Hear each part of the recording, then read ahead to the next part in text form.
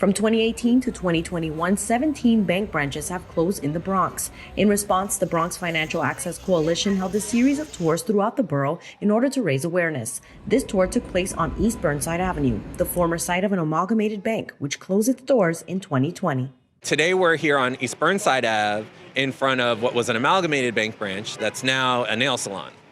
So what we're seeing over the last few years, even before the pandemic, is a shift away from in-person relational banking.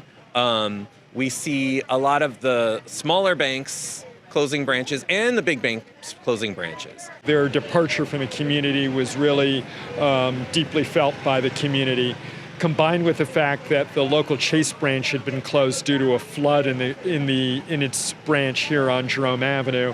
The community found itself without any commercial banks at all. With the mission of securing a financial future for the Bronx Financial Access Coalition is focused on working together to identify solutions and alternatives to bank closures. Among them, a bank on wheels called the People's Mobile Credit Union and a future Bronx People's Bank branch, like this one on the Lower East Side. Community members got an opportunity to learn more and sign up here on Burnside. I passed by, I was standing here, and then I noticed, on the table, it was talking like banking. Once I see the word community, I know it's a, inclusive thing for people in the community. We know there is need for the community. I think the biggest issue is trust.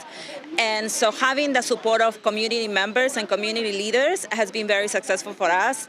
So the unit is here.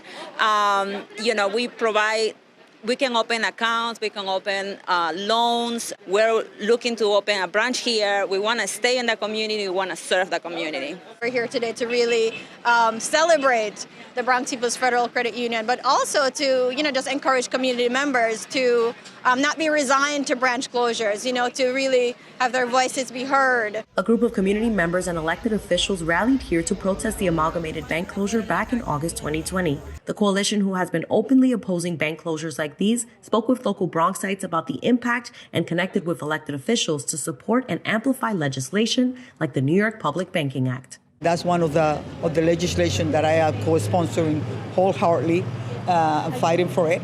And of course, we're going to be in every place that we are talking about. How are we going to breach that generational wealth gap that we have in our community? We have people going to check cashing places where we know they're going to take money out of the little check that they already have. So banking is absolutely necessary for this community. On the 1st and the 3rd of the month, there's oftentimes people have to wait up to an hour just to access cash, which is necessary for certain neighborhoods. So, for example, if you do need cash just to do day-to-day transactions, we don't have access to banking. That has huge implications. We deserve to have branches that are accessible, affordable, again, providing flexible products and services. A new community bank will be coming to the Bronx in 2023, but for now, you can look out for the People's Mobile Bank right behind me. They'll be providing affordable and convenient financial services in a neighborhood near you.